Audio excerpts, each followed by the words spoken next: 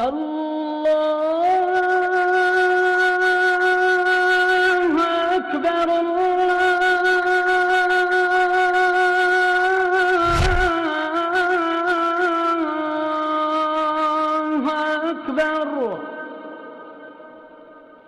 الله أكبر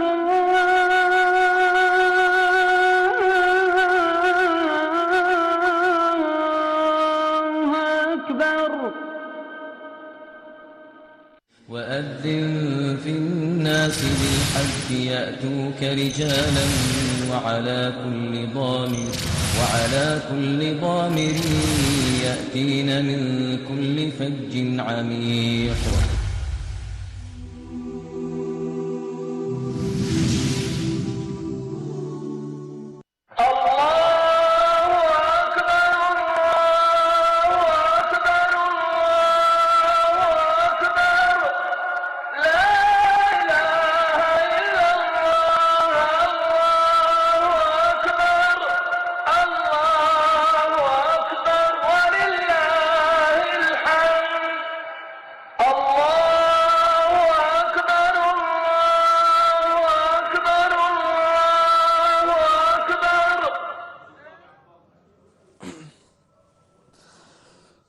الله أكبر الله أكبر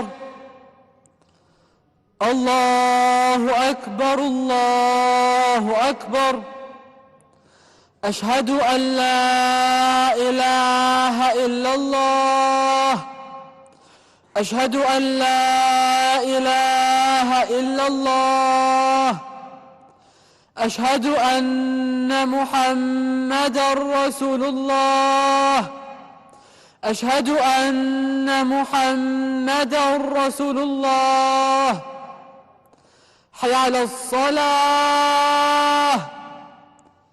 حي على الصلاة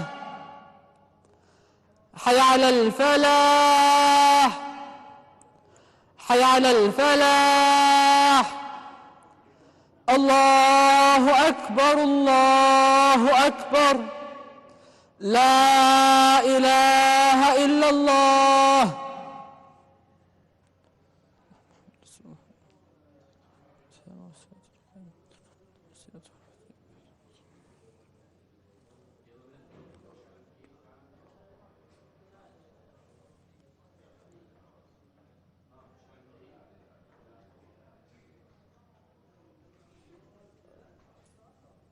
biggest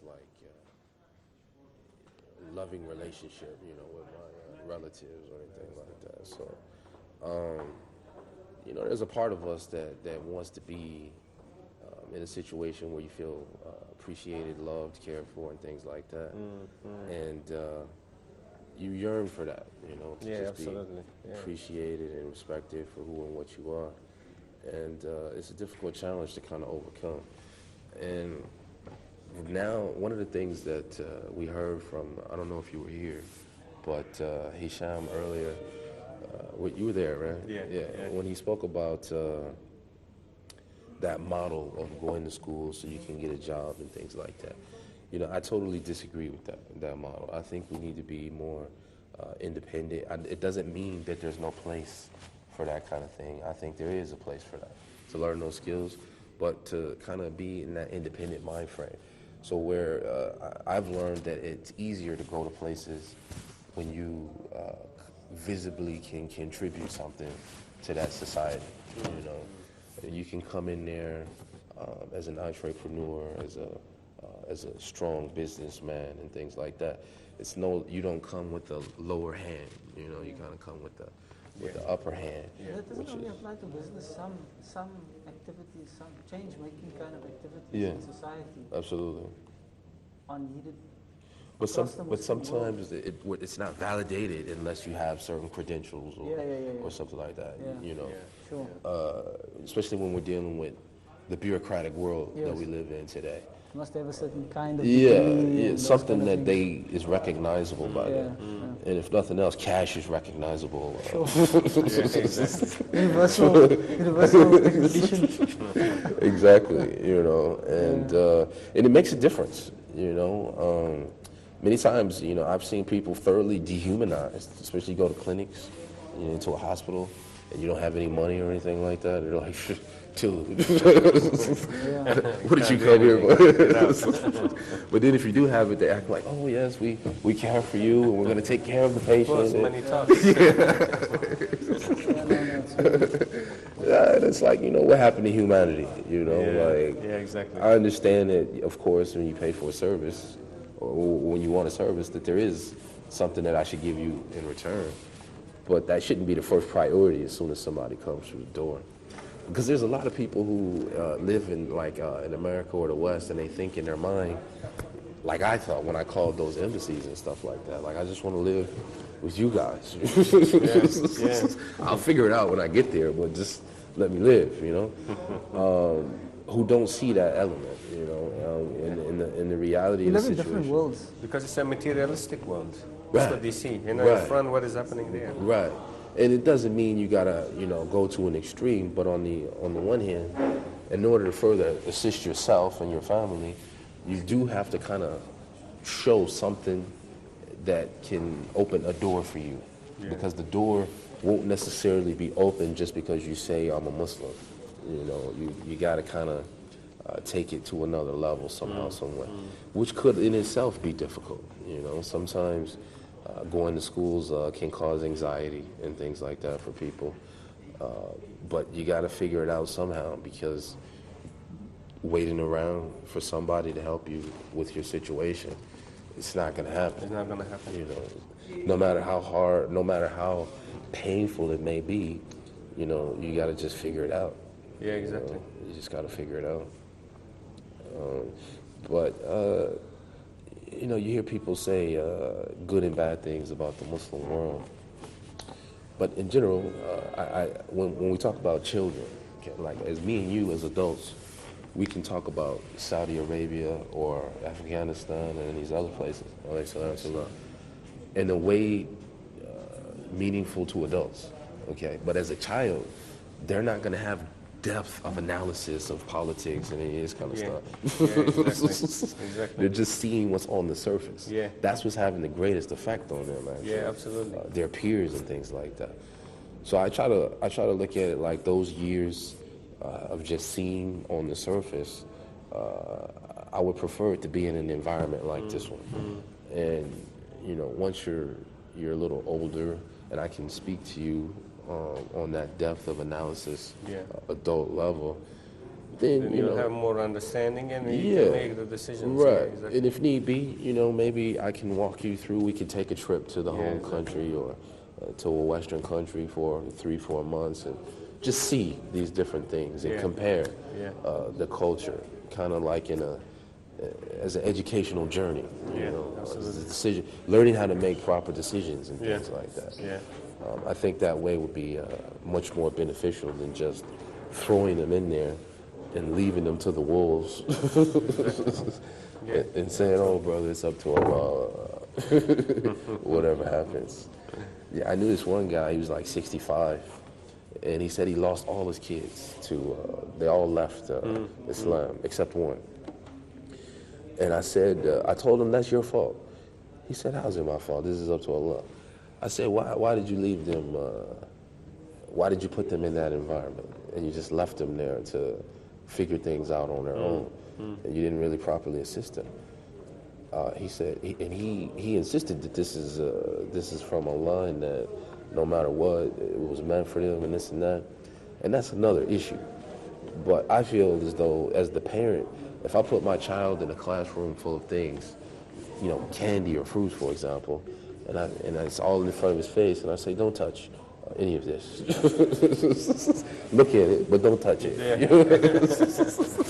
even for That's not gonna happen. Right. And I mean, it's just a part of his natural development at those years. Even for a seasoned man in his 30s or 40s, it could still be some difficulty in that. And then what he's saying is so wrong, that because every decision in life, if you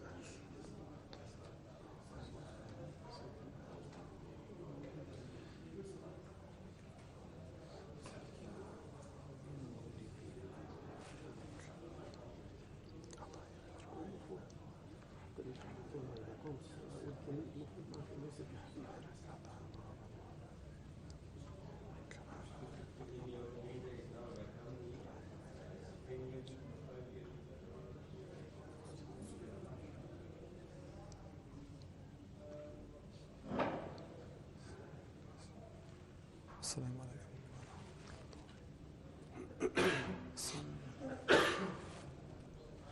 الله أكبر الله أكبر الله أكبر لا إله إلا الله الله أكبر الله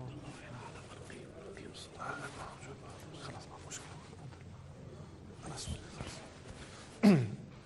الله أكبر الله أكبر أشهد أن لا إله إلا الله أشهد أن محمدا رسول الله حي على الصلاة حي على الفلاح قد قامت الصلاة قد قامت الصلاة الله أكبر الله أكبر لا إله إلا الله.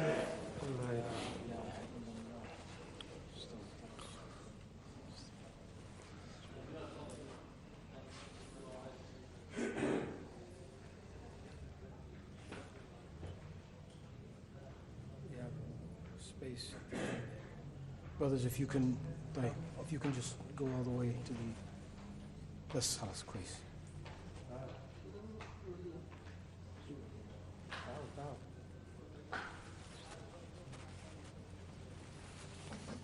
الله أكبر.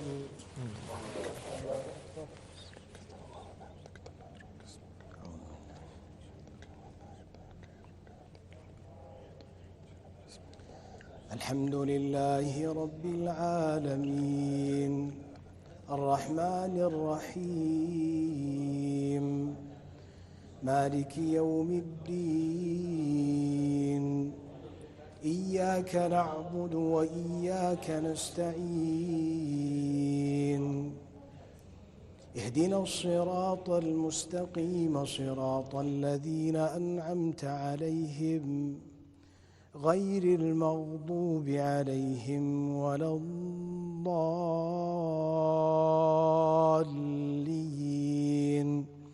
آمين. لن تنالوا البر حتى تنفقوا مما تحبون وما تنفقوا من شيء فإن الله به عليم. كل الطعام كان حلا لبني إسرائيل إلا ما حرم إسرائيل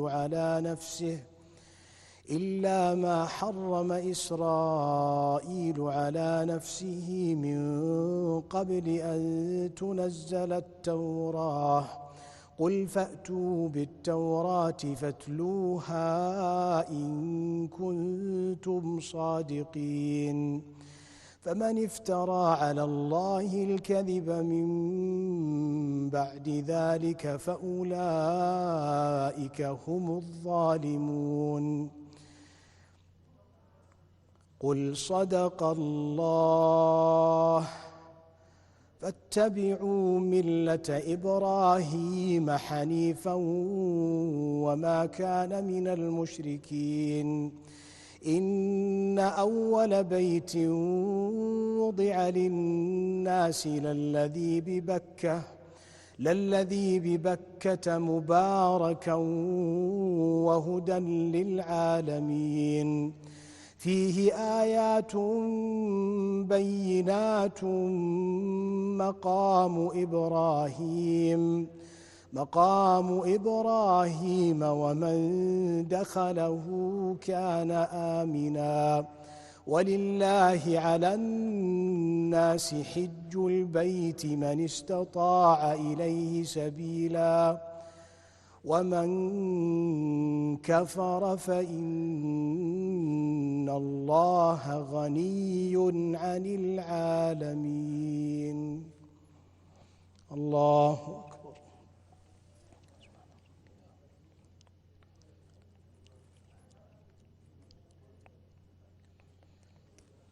سمع الله لمن حمده.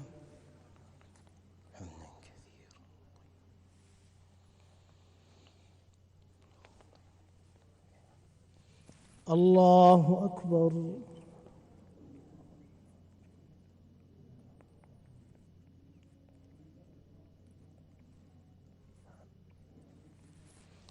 الله أكبر.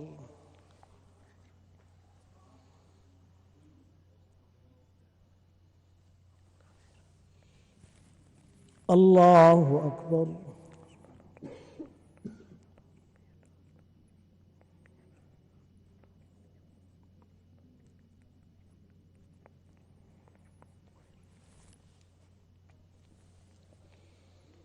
الله أكبر. الحمد لله رب العالمين الرحمن الرحيم مالك يوم الدين إياك نعبد وإياك نستعين اهدنا الصراط المستقيم صراط الذين أنعمت عليهم غير المغضوب عليهم ولا الضالين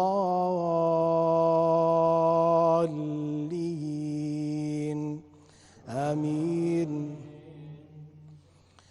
يا أيها الذين آمنوا اتقوا الله حق تقاته ولا تموتن إلا وأنتم مسلمون واعتصموا بحبل الله جميعا ولا تفرقوا واذكروا نعمة الله عليكم إذ كنتم أعداء فألف بين قلوبكم فأصبحتم بنعمته إخوانا وكنتم على شفا حفرة من النار فأنقذكم منها كذلك يبين الله لكم آياته لعلكم تهتدون. الله أكبر.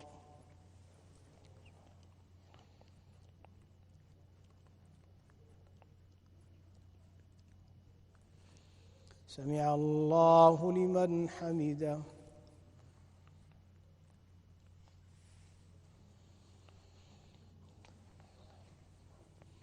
الله أكبر.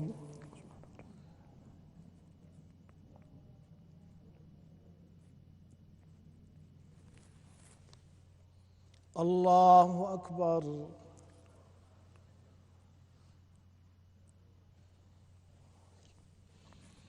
الله أكبر.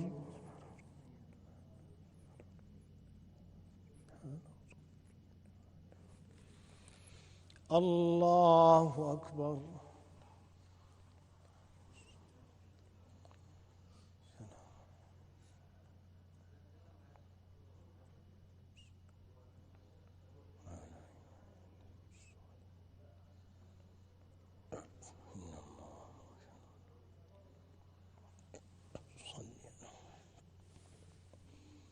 الله أكبر.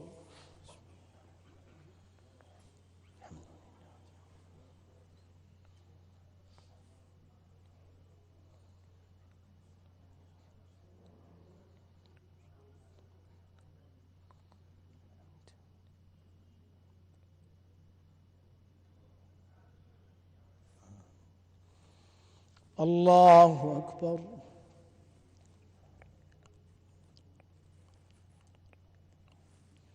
سمع الله لمن حمده.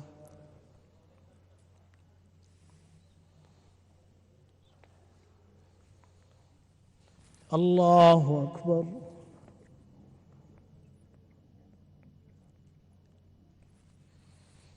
الله أكبر.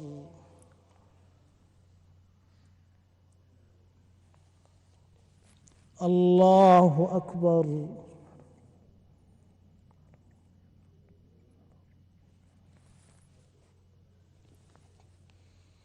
الله أكبر.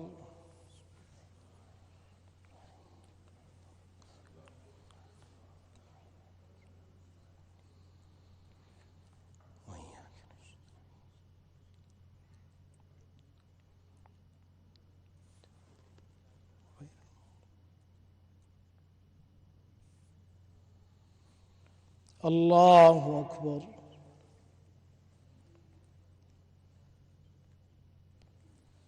سمع الله لمن حمده.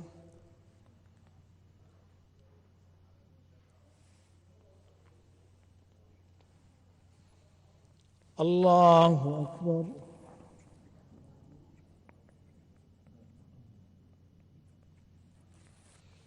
الله أكبر.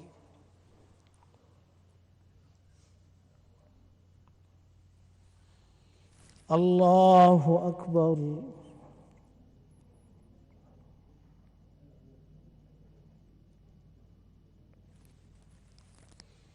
الله أكبر.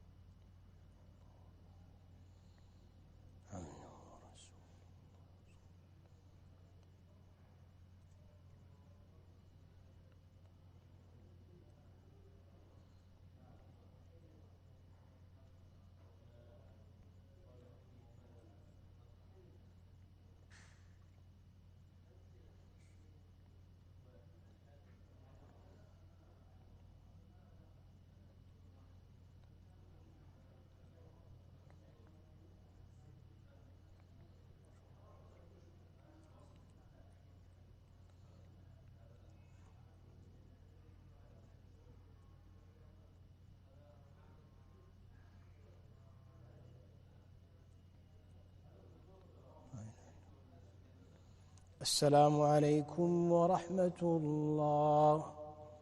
السلام عليكم ورحمة الله. أستغفر الله. أستغفر الله. أستغفر الله. اللهم أنت السلام ومنك السلام، تباركت يا ذا الجلال والإكرام. لا إله إلا الله وحده لا شريك له، له الملك وله الحمد وهو على كل شيء قدير. لا حول ولا قوة إلا بالله. لا إله إلا الله ولا نعبد إلا إياه. له النعمة وله الفضل، له الثناء الحسن. لا إله إلا الله مخلصين له الدين حنفاء ولو كره الكافرون.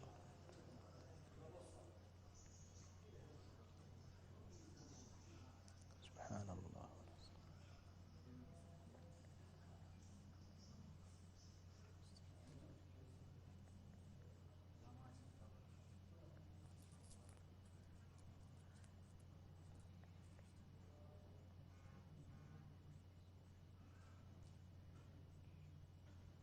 سبحان الله. سبحان الله.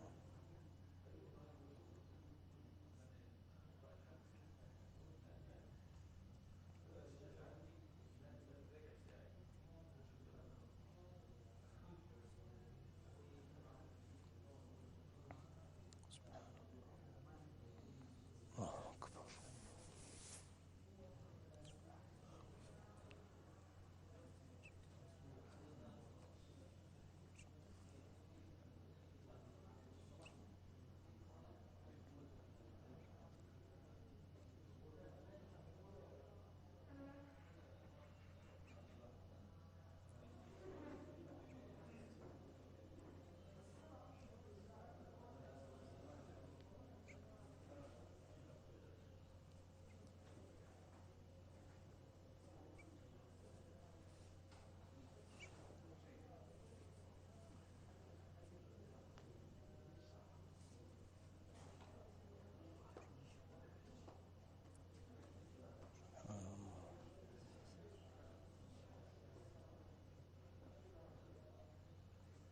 لا إله إلا الله.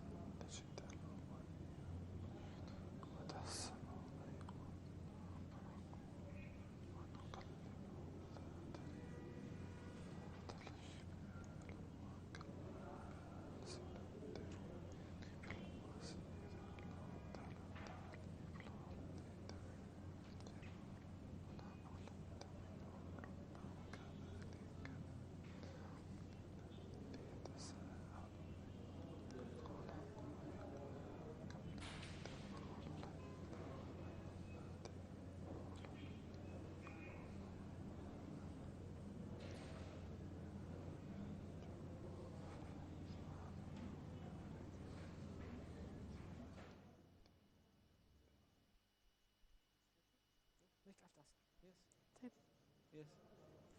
Even, even our Fajr lesson, it's been very intense, kind of deep, kind of just the tafsir or the short inspiration that the Sheikh gives. It's very, very nice to capture that. Yes. And share that with the people that are Good watching. idea. I mean, that's... So just... Yeah, no, I'm making some notes. Alhamdulillah.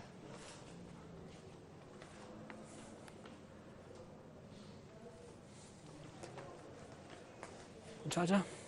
Sorry? You want a charger? I'm on a job. Do a charger? I'm getting some juice. You got 2 phones? Got 2 phones, got 2 guns. You said you travelled to...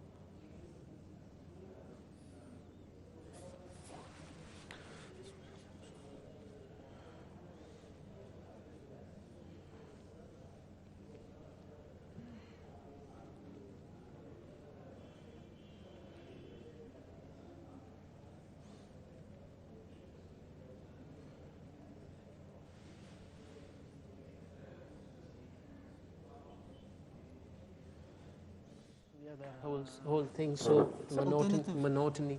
Yeah, so that we're not doing that. Something new is going on to the so viewers. I've written some ideas down, but page and a half of ideas. But one of the things I was thinking, a roundtable session with some of the It's a very good brothers, idea. but just a casual and sharing some thoughts and some concerns and some hopes and things like that. It's a very good idea.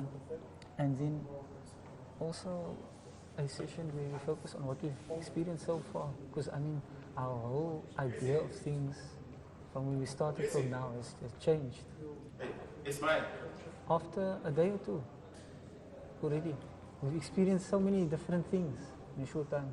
So to reflect on this and maybe take some points out and just elaborate on this and gain more out of that and share it with some of the viewers so that they can.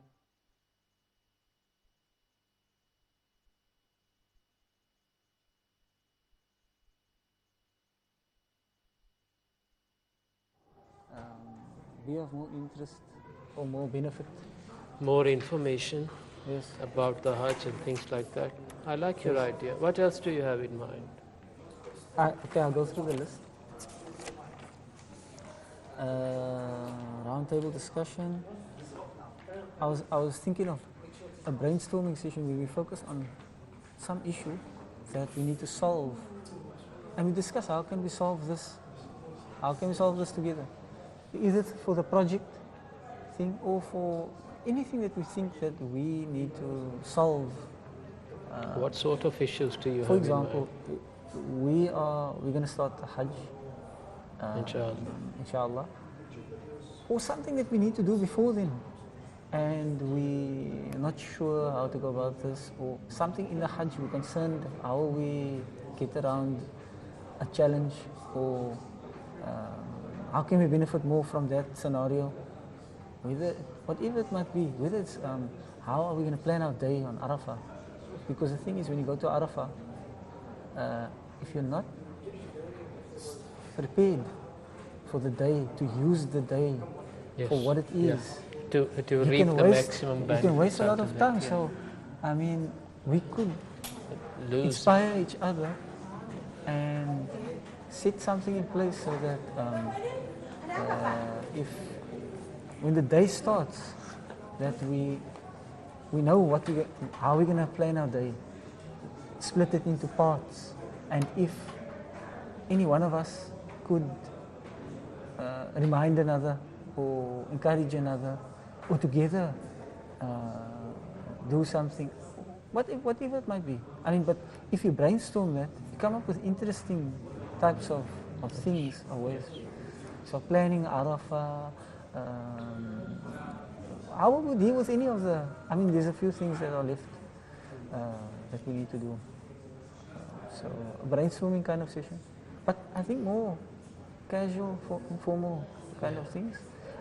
Or even if we collect questions, we sit and we collect some things we need to know, because sometimes the sheikh is there and the moment passes for a specific question, or we forgot to ask him, or we had something but we just never got around to asking him.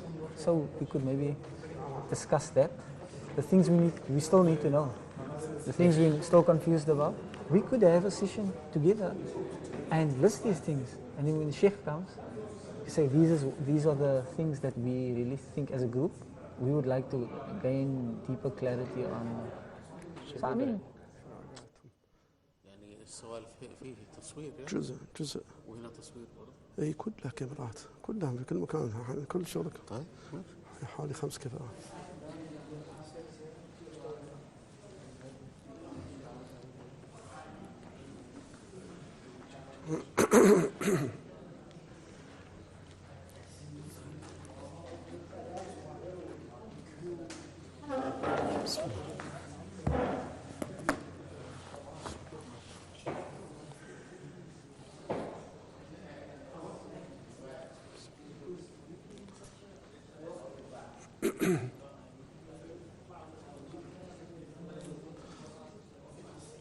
Brothers, assalamu alaikum.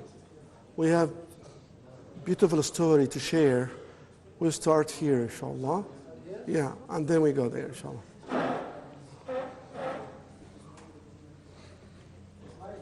تفضل هنا. ايش رايك؟ في الوسط؟ ها؟ في الوسط هنا عشان بيلتفوا عليك. طيب اجلس هنا يعني؟ أو هنا تفضل. عشان نكون في يعني السنتر. ايوه. طيب. السلام عليكم.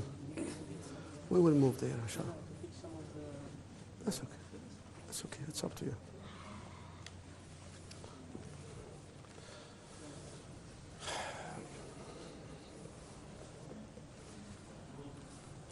So what you are going to talk? We have a beautiful story to share. Dr. Garama Shihri will tell us a very exciting story about Ibrahim alayhi salam. Inshallah. Alaikum assalam wa rahmatullah. Welcome, brothers. let me see what Right from the start, inshallah? Yeah, right away. Start from the beginning. Inshallah.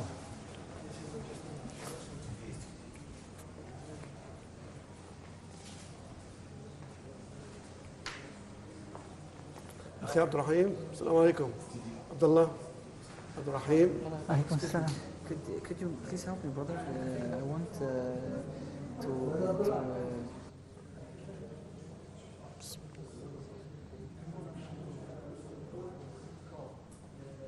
So what we are going to get is the whole encounter, right from the birth of Abraham till the very famous Till his death. Inshallah. Inshallah.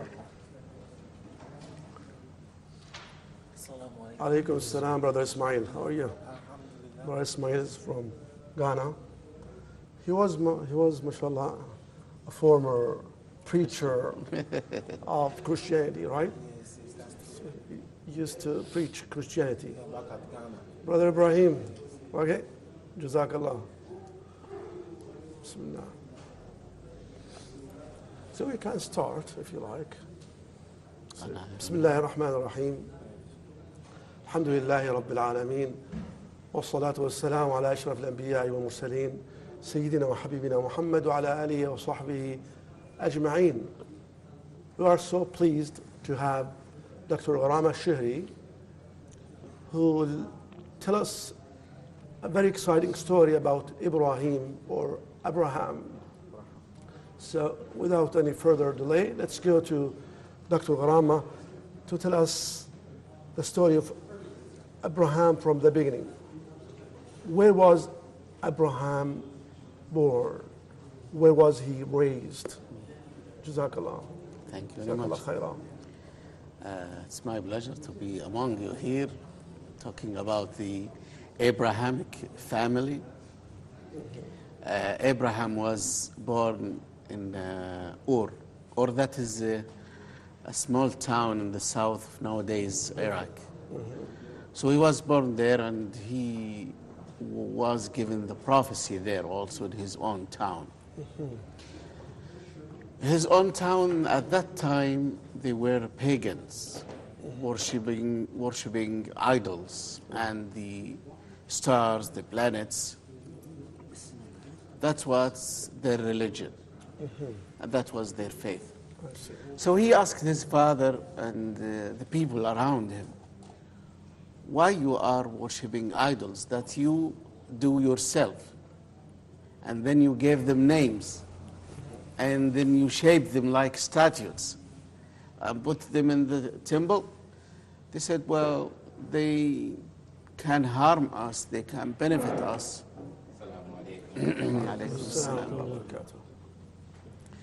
So he wants to prove to them that this is not really the case. So they have the habit of going into a festival outside the city, then they will come back next day. At that day, when they were preparing to go to the festival, they said, well, I looked into the stars like you are doing this, and the stars told me that I will be sick tomorrow. So I apologize for not going with you in the festival tomorrow. He was planning for something. So next day, when they went out in their festival, he came back. He went to the temple.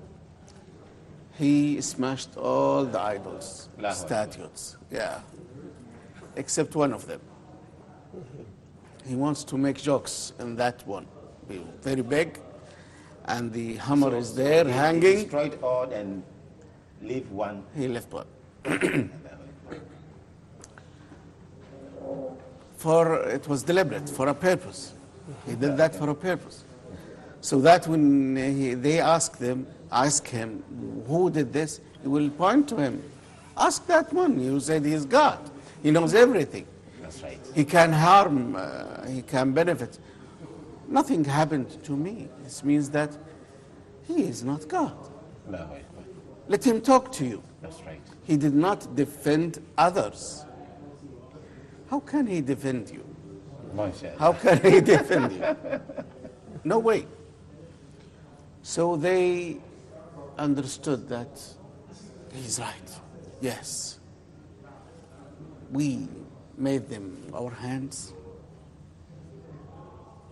they don't know how to speak. They don't answer us.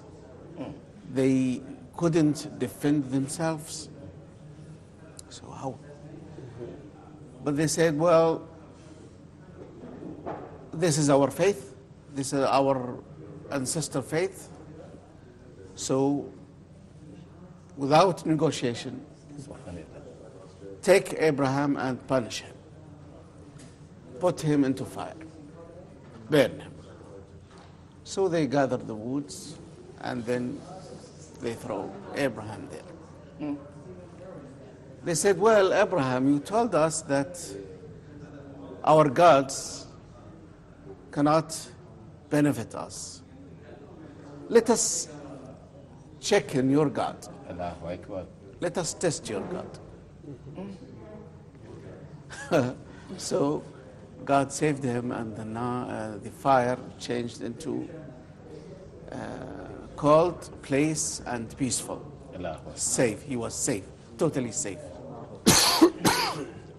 Oh, the news came out everywhere. Followers now are plenty. Quite good numbers followed Abraham.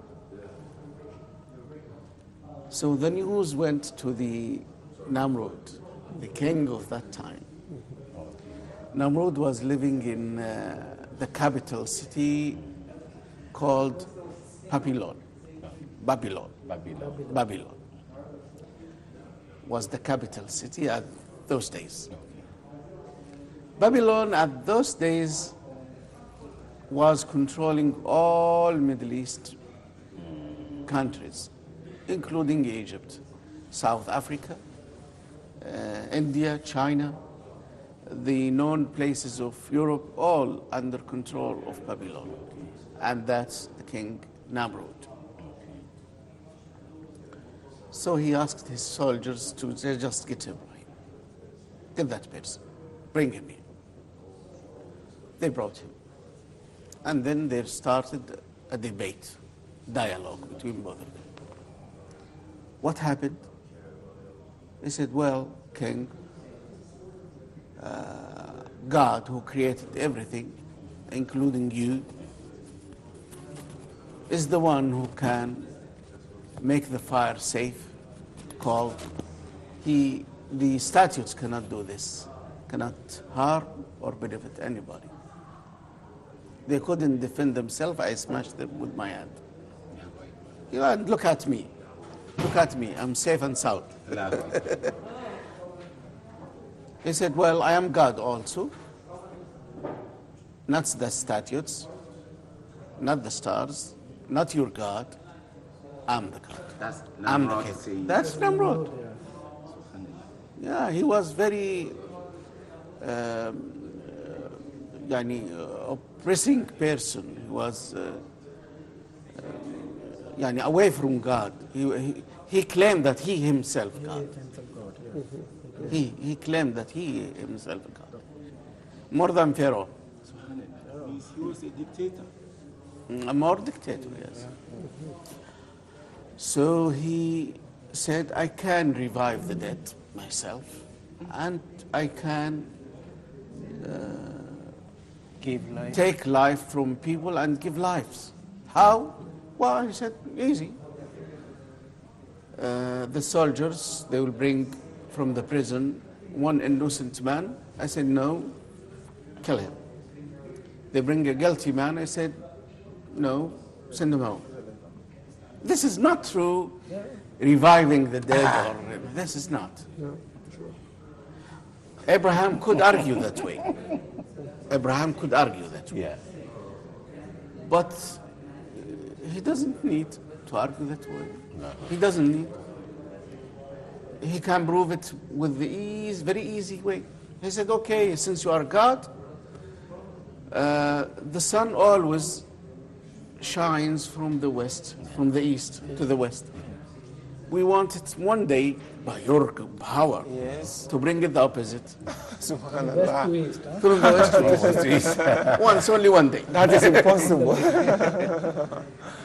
He was defeated. He lost Allahu Akbar. the debate. Yeah. He couldn't answer. Quran said, فَبُهِتَ الَّذِي كَفَرَ. Buhita means no answer. He couldn't manage. He was astonished that. This story also is in Quran. Was mentioned.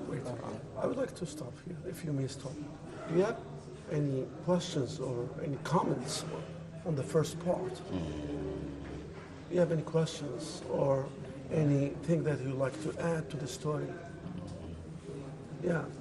The story of Ibrahim, it's always very intriguing, and I think we have these moments that we focus on, but there are some details about who was Ibrahim and his journey and his age and followers and these kind of things that I think there is some information about, but we don't really, most of us don't know these things. Can you give us some other kind of detail that would fill out this picture? What we know is that he started his office, the prophecy, when he was youth.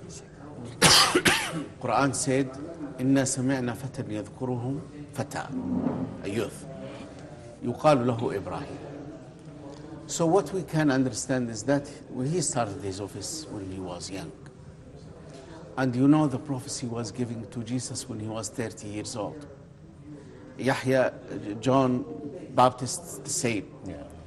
While Muhammad was 40 years old. So there is differences in the age between prophecies, between prophets. Okay? The exact age when he started his office, Abraham, is not clear. It's not mentioned except that he was youth. That's all. He is from south of Iraq. At that time they called them the Chaldeans. But they are not Arab. He is originally not Arab. Okay? But his son Ismail is the grandfather of half of the Arabs. You know, Arabs are two groups. One group is called Qahtani. One group is Adnani. Qahtani and Adnani. And Adnani. Qahtani, other name of Qahtani is Yarub. Yarub. Yarub, from Yemen. Yarub. That's why they call us Arab. The sons of Yarub, Arab. And the other group of people called Adnani. Adnan is the son, is not the direct son of Ishmael, but he is one of the, a very famous Adnan. Famous son of Ishmael. That's why Adnan and Qahtan, two different sources of Arab, but finally Arab are mixed now. You cannot differentiate. Even this guy, you cannot know. You know whether you are Qahtani or Adnani. Myself, I don't know. There is one new question arising about the Ibrahim marriage life. The marriage and about his children and the stories of his children, what he did with his children, with Allah state him that this one do like these things. Yeah, this is part of the story. We'll come to that. But Dr. Naji now he wants you to ask about the story in Ur and in the other city, Babylon. But about his marriages and his sons, we'll go to that. We'll go to that. Inshallah. Thank you. We'll go to that. I think from what we have heard so far, one of the lessons that we can derive from that is the fact that Prophet Ibrahim alayhi salam has total tawakkul or trust in Allah subhanahu wa ta'ala. When he was thrown in the fire, an angel came to him, and it was believed to be the angel Gabriel, and he asked him, "Can I do anything to you?" And he replied, "From you, no. But from Allah subhanahu wa ta'ala, yes." So in this, we see that particular trust in Allah as the Savior, and not anybody else. I agree with you. I agree totally. Yes. That's a fact. It was a very special level of relationship between Ibrahim and Allah, where He completely didn't fear anyone or any situation, and just went ahead and conveyed the message as he knew it and as Allah wanted from him. So we can take lessons from that also for ourselves in implementing Islam, in implementing what we need to do from Allah. Abraham was asked to slaughter his son, the only son. It's not an ordinary son, it's Ishmael. So Ishmael was very promising child. He knows that this child is not an ordinary person. This child must be a very big messenger and a prophet. That's what the Quran said. Dr. Rahman, what are some of the lessons that we can derive from that, event, trying to slaughter his beloved son, Ishmael?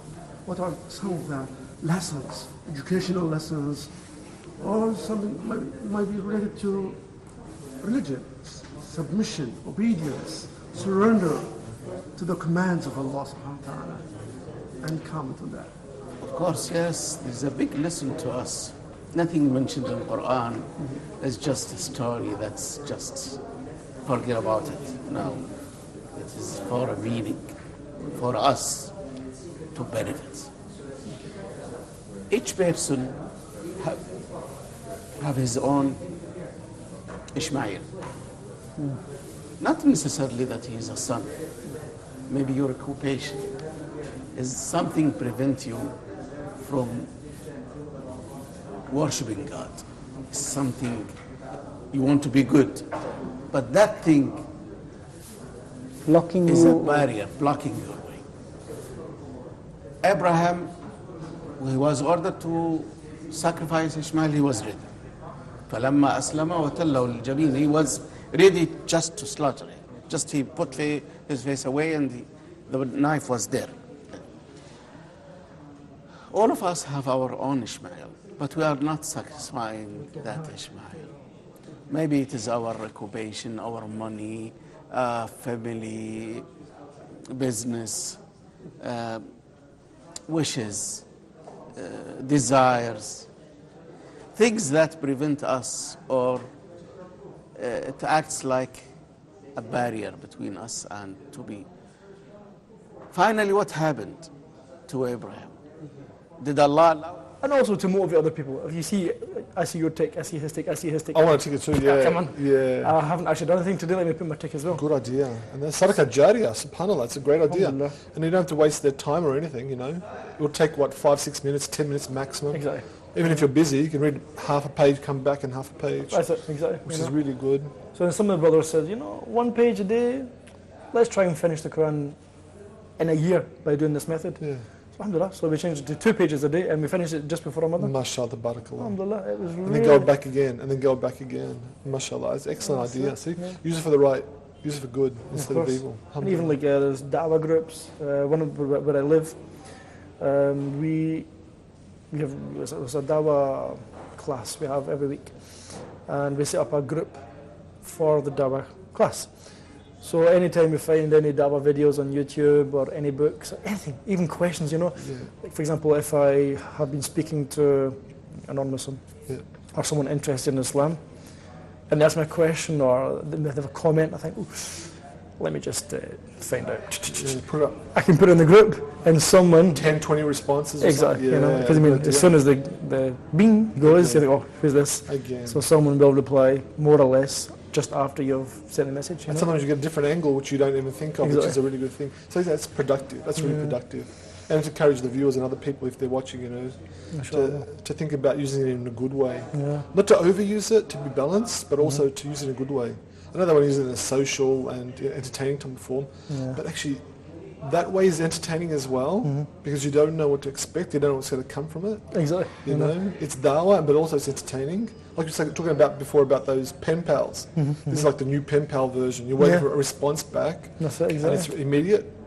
But also it can be so varied as well too. You go, oh, that's a good angle, that's different. It changes your mindset. So much. And it keeps you stimulated, which is good. Because even like, you may think some of your friends may not be interested, it's just how you put it across. You say, I'm just going to just read one page a day, anytime you want, in the 24 hours, and as soon as you finish, just put a tick. So some of my friends, I was quite hesitant to actually send them the message, you know. I thought, you're not going to do it. I thought, well, that they will or they won't. What's the harm? So I sent it anyway. Yeah. And alhamdulillah, quite a few of the guys who I thought wouldn't do it actually were more involved than I thought they would be. So you can't predict? You can't. You can't predict the outcome of your dawah. Exactly, It's always the case. Some people give dawah to this person, and actually, Allah subhanahu wa ta'ala doesn't want it for that person. He wants it for the other person on the side. I remember, subhanAllah. So many times that happens. So many times someone giving dawah something else, someone else overhears it, and they'll take a benefit of that dawah. There's one incident where the brothers in our country went out to the city to get out some dawah, hand out pamphlets to the non-Muslims. It was about Islam. They went in groups, in pairs, in different settings, and like they just scattered out for the morning and come back in the afternoon and get together. And what happened? There was one incident where they went to a coffee area full of ethnic Greeks. There are a lot of Greek cafes in this part of Melbourne, and so they went there. And some of the brothers went in thobe, some went in normal street clothes, and it was all different range of people, And one brother had a thobe, and it was a dark black thobe. So handing out pamphlets, and the Greeks, because the Greeks are Orthodox, they thought that the brother in the black thobe with the big beard was an Orthodox priest handing out pamphlets. So they're asking for these pamphlets, and the pamphlets about Islam, So that's when he's handing out the pamphlets to them. They're taking it. They go, "What's this?" They go, "Oh, it's a pamphlet about Islam." One of them said, and he got furious. He thought he was tricked in some way, so he threw the pamphlet down on the ground. He got really angry and said, "Oh, you think it's that?" And then the other ones are watching. The ones who didn't take it, they're sitting having coffee and talking and smoking, doing their things too. They said, "What did he throw down?" And the other one was saying, "Look, it's a pamphlet about Islam," and he's really angry about it. And then like half a dozen quickly said, "Give me one, I want to read it." No way. So the dawah was turned the opposite way. It wasn't through this guy. And these guys are wanting to read it now because he threw it. Not because it's like the other way around, they're turning against him. So the dawah can be directed in so many ways against the intention, It's intention. You see in Glasgow, actually in Scotland we have got, in the different cities, dawah groups, and you see, I think on YouTube they have a few videos, brothers and sisters going to the streets and approaching passers-by, with a pamphlet, a leaf or anything, And you see the reactions of the passers-by. Some are like, okay, thanks very much. And you see something, nah, I'm okay. Even myself, for example, if I'm walking down the streets of Glasgow and you find, I think there's Jehovah's Witnesses. The different groups. Yeah. And likewise, here, can you take this? And I'll take it and I'll look at it. If it's interesting or not, Exactly. At least I take it, Even if I'm not going to read it, I'll still take it from them, So you see that some people, when they're giving out this information, whatever, they really want, they're kind of a bit too much sometimes, It's just a personal thing. Exactly. Maybe some people are so excited, they're pumped up, I'm going to give all of these leaflets out today, That's good, they'd be motivated. I think eventually that wears down too. I think a lot of people do it for a long time. It wears down. Like a bit of a gentle approach that can be long term, a bit more longevity. Because if you're over hyped up and you don't get the response you want, you actually become discouraged. Yeah, of course. That's an important thing too. But again, that's one of the root dawahs, the root form of dawahs that people do, and it's still productive to this day. People are doing it everywhere still, even with this technology. Handing out booklets and information is always productive in a good way. You don't know what it's going to lead to. That person might take it and might not ever read it. But he might leave it somewhere. He might pass it on to someone else. Look at the brother yesterday, Riyadh from South Africa. Yes. He was given the pamphlet, or the small booklet about the Prophet Muhammad, peace be upon him.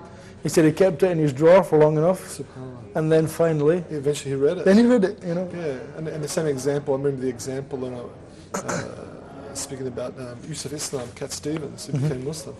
He became Muslim from the dawah of his brother who wasn't Muslim, who was in Palestine and got a Quran, and he gave it to his brother. He didn't use it himself. He was like, "You're interested, take it, read it."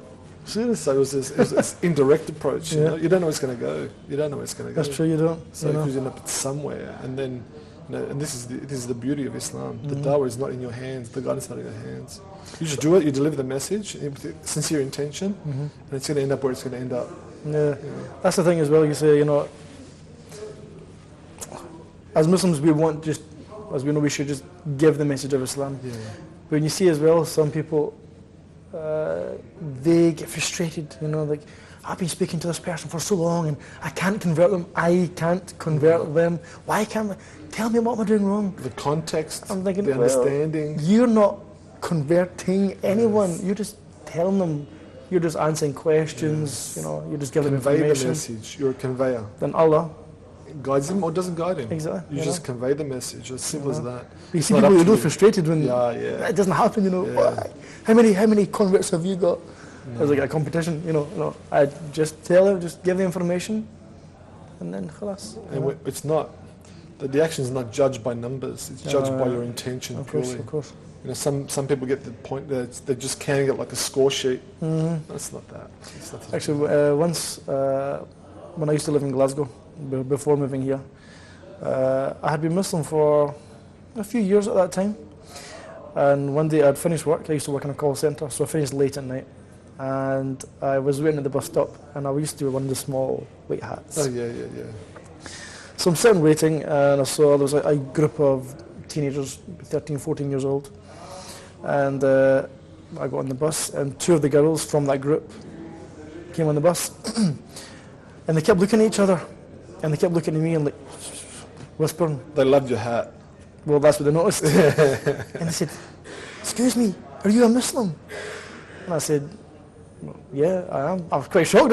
Why would they even? I mean, fair enough. I mean, I could have been a Jew. Yeah, exactly. They said, "Are you a Muslim?" I said, "Yeah, I am." "Do you know what this is?"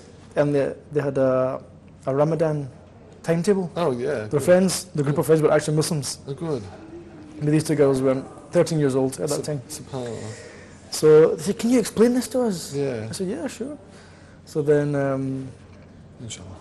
So then I discussed it, and every day for about a month, I met them at the same time on the bus, and they would ask me questions. MashaAllah. Every day. Dawah. See that happens? And then I didn't see them for maybe a few weeks. Then I bumped into them randomly on the street one day. And I said, "Are you still interested in Islam?" He said, "Yeah, we want to become Muslim, we've decided." I said, "No way, really?" MashaAllah. Again, but the group of friends are Muslim, but I was just answering any questions they had that their friends maybe couldn't have answered. So, alhamdulillah, we went to the mosque and they accepted Islam. Excellent. It was See how amazing. makes it? Just from a kufi. Hey, exactly. Just from a little hat. Exactly. That's dawah in itself. Of course. The opportunity, sincerity, Mashallah. SubhanAllah. The opportunity, sincerity. You don't know where it leads to. Really, you don't know. That's why, never be disheartened. If the outcome is not the way you want, don't be disheartened. Of course. Just focus. And that's a good thing for our viewers, especially the young ones who want to be active in dawah. Who have or who will? Try to think positive. But I mean, even well, first of all, May Allah subhanahu wa ta'ala lead them and that idea. Why that? Why go back and give da'wah to non-Muslims and throw yourself and your family in the belly of the beast? Why do we push that idea on people? Why? Islam, there's never been something called Muslims living in countries. Especially in the classical text. It's us and them. It's us and them. It's us and them. We're on one side and they're on the other side. You're excited. You're excited because I heard the deer doesn't eat much. Yeah. Extra pizza here. No. This one's yours. This one's yours. He did say that, right? You know the same? I believe so. I got vegetarian. What do you have? This is mine and this is me and yours. What'd you get? I don't think it's the same. It is the same. You know what, guys? Let's just start, man. These guys are gonna go on till Fajr. Oh my God, I'm getting sick, man. And Hajj hasn't even started yet. That's the scariest one. You gotta. Bro, I'm getting sick, and Hajj hasn't even started yet. You gotta try to fight Cover it. yourself, man. This AC is not good. You gotta fight it. I have 2 blankets. They want me to give one away, so that's why it can be colder, man. Just hide it. You know how thin it is? I know. It doesn't even reach my whole body. Like, I know. I'm long, you know. You gotta use your ihram. That's a good idea. It's a good blanket. This is Why should I have to do that? You got double. You got 4 pieces, Really thick quilt. Really? Serious? These are all vegetarians, huh? All vegetarians. Why are you doing that? Who bought them? Huh? Fahad Borden. They're all vegetarians, eh? Assalamu alaikum wa salam, how are you?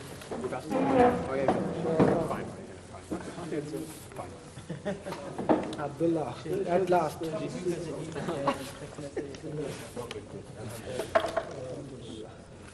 Vegetarian pizza.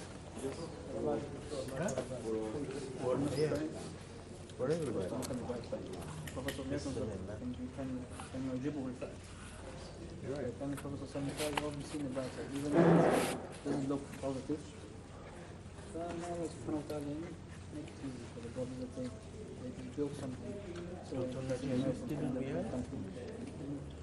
But the most important thing that we try to build in our hearts is take the bad things outside and put the good things inside. So that when we are speaking abroad, let's be rewarded. Then you don't have to control center. So that when the people are speaking, will come to the hearts of the people. And I'll give you an example. Take this guy's example. I talked to him on the telephone. He was Muslim. I called him 4 years ago. I told him, Sheikh, in Arabic, oh, yes, very important. Maybe it's not strong in Arabic. Maybe it's not strong in I can't my dawah after the year people. But subhanAllah, I think here is what do you need? Much more than, I'm not saying Taliban go big shake. That's the shake. Like the things you are saying, you have knowledge. Are you rested? Not much knowledge, but knowledge. Alhamdulillah. You ready for the next stage? Allah subhanahu wa ta'ala, with good intention, all the deeds, you don't want to in the face of Allah subhanahu wa ta'ala. We're all together. I was very combative. My whole approach was against their mentality. Particularly the West, against them. And when I listen to you, and so many of your programs on Huda TV, I feel I need to change. There should be another way. I put a lot of honey into my dawah approach. And I learn more about the religion in order to refute some of the misconceptions. I abandon my radical ideas. It's terrible for your body. Stuff. Punishment. This time enough. Allah will ask you, me, and children in your life. Your family? My wife. That's the Did you get before? And later on I learned that this is like the a candle. People are taking the light of it. The people of Jahiliyyah he was very kind, gentle, and merciful towards them, even though they were misled. So I said I need to check. He's English teacher. English guy. Burning itself out. Burning itself out. Yeah, there you go. People benefiting, but it's not benefiting.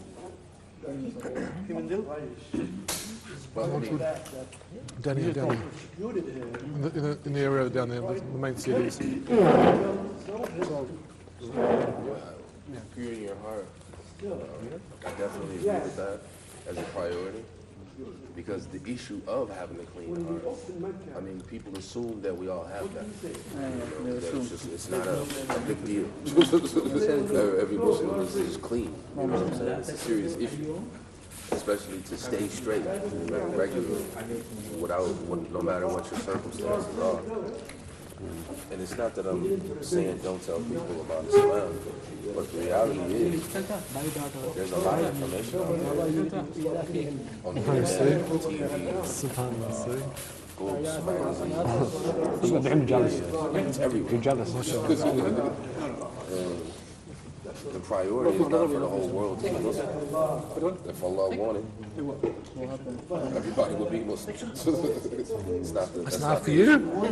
Come on, what type of Scot are you, man? Just one pizza? Let's care for You be in a haggis, you be in a haggis like this. Have you ever eaten haggis? Who's going to take care of us? Really? Somebody can be, oh, Carter, let's pitch in, give you $1 million or give you citizenship in the country or something like that. In many cases, we can't get anything, even a visa, unless we offer something, right? We did a big price. Right, people here come to Saudi Arabia, then they buy a visa. So maybe they buy it from to 20,000. Even you have your dollars or euro with you, not small. Then you say, you want to take your children also? Okay, another 20. It's right. The way they do things is very I know. It's a problem. And it's not just here. I mean, in the yeah. Well, even in other countries, the Muslim so-called Muslims. Yeah, it's like this mincemeat. Mincemeat mixed with oats, not very much, not salt, pepper, and a few other spicy stuff. Making hijrah from Egypt. Yeah. Studying in Qaahira. Big meal. Came up. For example, for breakfast, you have porridge. Last night. Really? Not last year, a long time.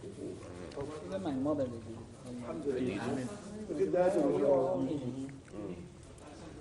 It's probably bad regime now, it's a mafia regime. Muslims eat haggis. Not necessarily do the other one. You can, there's vegetarian haggis. This now is the worst. It's not the same thing, but yeah, exactly. I've actually had that a few times. I had that a few times. Okay. Stomach and your down stomach. But yeah. Because most of the Muslims in Scotland are from Pakistani origin. Pakora, samosa, which is of course. Get some sauce. So nice.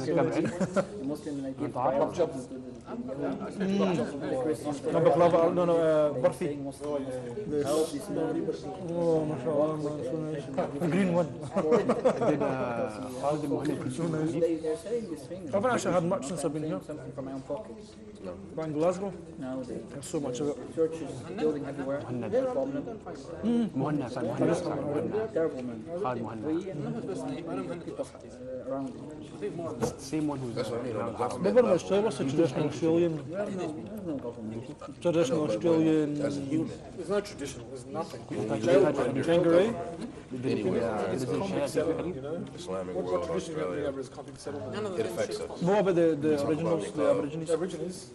If there was Islamic So they ate whatever was available. you can afford to do that kind of thing. But in And there's no Mecca, Aboriginal traditional the food. situation was a little different. There was a hiding and things like Now that. it's coming back. No, small difference. Very small. Fashion to eat grubs. Oh my goodness. He told me the only thing they did. I saw on the wildlife, this guy found a humongous thing. Meaning fit before. But that's what I'm saying, like that effect of governance, corrupt governance, especially making halal what Allah made haram. Do something traditional. And we're just Australian living, food. eating, sleeping, Traditional working, Australian. I say, what's traditional? social media all day. Shorts and t-shirts. No intellect, no spirituality. What about kangaroo? People actually eat kangaroo? No street food in your house. No, I mean, these days Australians in general. There's no, like, we don't feel each other's presence in our community. Like as a man or as a family, we know each other, care for each other, and things like that. a specialty in terms of food. Those things are rapidly going away all over the world. And chicken, everything tastes like chicken. جماعة الناس Crocodile and all that stuff. Salad mixed with people don't eat it, especially normal beef, lamb, and that type of thing. Did you study other books in the Surah outside? It's not halal, is it? Yeah, Crocodile? Meat, yeah.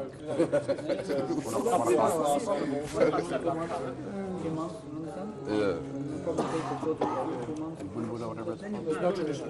I mean, the whole country suffers from identity crisis. I remember there was, Definitely. well, for example, we were brought up. Even like sometimes brothers who become Muslim in the West, There was a guy called they Ned think, Kelly, I don't know if you've ever heard of him. oh, you know, I'm gonna make Hajj to He's an outlaw. Egypt, He's like the Morocco, Saudi Arabia, Qatar, the brave heart of Australia. and they're not aware of the reality of the situation. Yeah. Who teach you Sunnah Abi Dawud? Who teach you Sunnah Abi Dawud? We had a lot of Irish, لا ده مش Scottish اسمه بدرس. and he was an outlaw, so he was supposed to be, he was like the robbing one, from the rich You to went to the other two. he was to rob the colonizers, take these things from the old people, because like, Oh, he teaches there as well? even up till maybe, I would say, Okay, yeah, he teaches. That's it. البيضاء. better than culture. Australia didn't Australian folk hero. How do you get on? You drive? Even more close Takes than time, America. no? Because we want our brothers, the rebels, I drive, it's just it's in the psyche. But in Australia, Canadian style. Ned Kelly? Ned Kelly. Even at his prison, What about Sheikh Abdul Rashid? arrested in Melbourne. One across Sheikh Jama. One across Sheikh Jama. They hung him. Anyway, Now it's a tourist attraction. It's a huge tourist attraction to see this guy who was big guy. They're scared for us. He made his own armor. His armor. it's discouraging. Cut the hole out. Or give the dawah and give us an image. Which is true, you know, I'm not saying that. Kids were just But I'm like, I feel like you gotta protect your home first. Yes, exactly. Simpsons donkey. No. The place that was both hyper and physical. Everything about famous history is all rebellion and rebels. This is the culture that we were taught. I wonder why Australia wasn't spoken like this. That's the way we're raised. So stay close to your family, maybe your wife needs something, go to the hospital, your children. You always get it wrong, they just can't put anyone else on it. They chose one guy called Simpson. Simpson, If your wife tells you, I know you went to pregnant, you believe me, they fought against the Turks. She's in labor. Labor, she's giving birth. Yeah. This guy was unarmed, driving his donkey, taking soldiers from one place to the other. The biggest problem that he wasn't Australian. He never wanted to be Australian. The only reason he went to the war, so he can go back to Ireland. He joined the war so he can go back to Europe, so he can go back to Ireland. There's nothing to do with the Australian people at all. They got it wrong. They got it totally wrong. They held this thing of being a rebel and getting away from the society, not being part of it. They contributed to Australia, they were away from Australia. even if there were,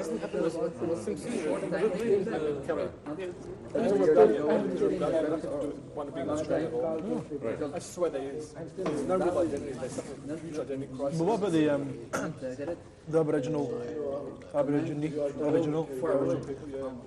Do they still have, I don't know, traditions and stuff? They got their way. Recently they've been recognised as being the people of the country, the natives. And in the last, 15 years, before that, they're pushing it back. We want to talk about it much. They're big in promotions, they're big in positions in parliament. Treated as outcasts. Legislation, human rights, and stuff, international rights. I mean, do they still live in, like, I don't know, other areas around the country? They've got one area called Arnhem Land. I'm just chilling right now. In the southwest of the country. The government has given them this region. This is their native region. Like, for example, the Mecca is the homeland. Is what's most important in our It's time. like that. So they've given this huge, vast piece of land. So this is your land. Do whatever you want there. Live where you want. Sometimes the argument becomes. It's a very impoverished. Oh, that was saying that was not good. What they've done with the Inuits and other people, the Native Americans, saying. Indians, so forth and so on. Give a piece of land, a little bit impoverished, and it's like doing it's like a little scapegoat. The issue is that right now, Yeah, the same thing. They just is don't now run it down. the most important thing for us to be doing The right general now population, as individuals and as a community. they've been taught to be rebels. Is that going to bring us the most They'll benefit? support these people instead of Our the situation with all our problems. generally, and that white Anglo-Saxon colonialist type of thing is really dying out a lot. People are more Imagine, like I'm talking to you as a non-Muslim. where multinational communities. You say it's I mean, what other you never see me. nationalities coming to Australia? Over 60 plus, extremely multicultural. I mean, how would you And feel? the Asian Muslim population, Asian being Asian, And the Middle East, they Muslim feel Vietnam, bad. Laos, Indonesia, Chinese, subcontinent. And when you can't get a visa and the Muslim somewhere, Arab community, plus Northern me Africa, and probably fast growing. brother left. They want you to do. They start Every other brother was talking the other ones about aren't having kids. not feeling welcome. So you got this thing, it's just growing in a certain way, you know. I know. Except the demons, you know what I'm saying? I know, man. I've been there a few times, but the feeling is like. Reality. It's you can't even explain it. They just welcome you. where are they going? But she wasn't. No.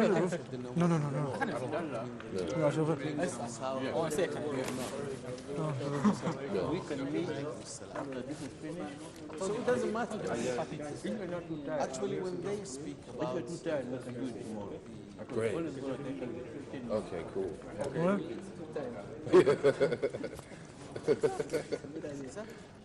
Can you do it? Just to let you know what you need to do. We all belong to Adam and Eve. Right. If it doesn't matter, if that is what you said, listen to what they say about Exactly. I'm not a foreigner. most of his sons are sons of housemates, not real wives. Ever. I would never, anywhere. Anywhere. Sorry? Yeah. Tap on that. Now, Hagar Does it